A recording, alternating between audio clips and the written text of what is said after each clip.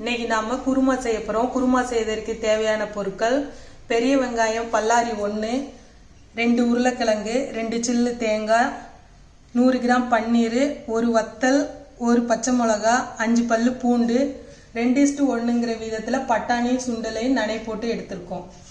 On பண்ணி சட்டி வச்சுட்டு சட்டி நல்லா சூடையும் எண்ணெயை ஊற்றிக்கோங்க. எண்ணெய் சுட்டதும் கடுகு போட்டுக்கோங்க. கடுகு போட்டு அதுக்கப்புறம் கொஞ்சம் சீரகம் பொரிஞ்சதும் வெள்ளைப்பூடு, பச்சை மிளகா, வத்தல், அதுக்கப்புறம் வெங்காயம் இதெல்லாம் போட்டு நல்லா கொஞ்ச நேரம் வதக்கணும். வெங்காயத்தை வதக்கிட்டு கருவேப்பிலை இருக்கவங்க கருவேப்பிலை போடுங்க. நான் கருவேப்பிலை இல்லாதனால பொடி போடுவேன். வெங்காயம் வதக்கையும் உருளைக்கிழங்கு,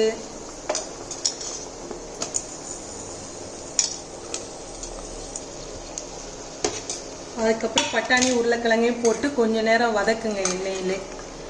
பன்னீர் ஸ்டிக்கியாக வேணுங்கிறவங்க முதலே போட்டுருங்க. சாஃப்டாக வேணுங்கிறவங்க கடைசியாக குருமா வச்சு முடிச்சுட்டு திறந்து வச்சு உள்ளே போட்டு 5 நிமிஷம் கொதிக்க வச்சு இறக்கிடுங்க. தேங்காய் போட்டு மையாக அரைச்சிக்கோங்க.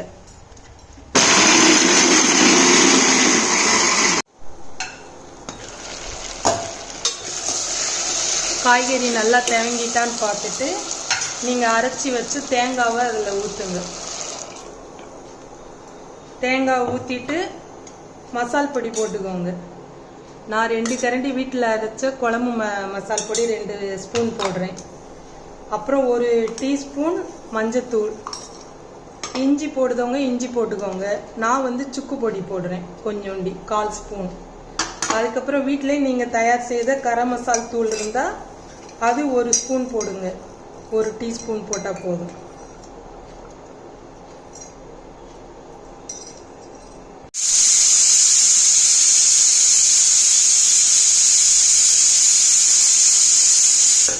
ஒரு விசில் வந்ததும் 5 நிமிஷம் குறைச்சி வச்சிருங்க சிம்மில்.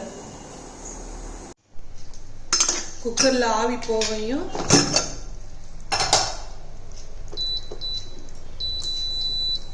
எடுத்துட்டு பன்னீரை போட்டுட்டு கொத்தமல்லி இலையை போட்டுருங்க. போட்டு தேவையான அளவு உப்பு போடுங்க. உப்பு போட்டு 5 நிமிஷம் கொதிக்க வச்சு ஆஃப் பண்ணிடுங்க. ஆஃப் பண்ணிட்டீங்கன்னா குருமா ரெடி சாப்பிட்றதுக்கு.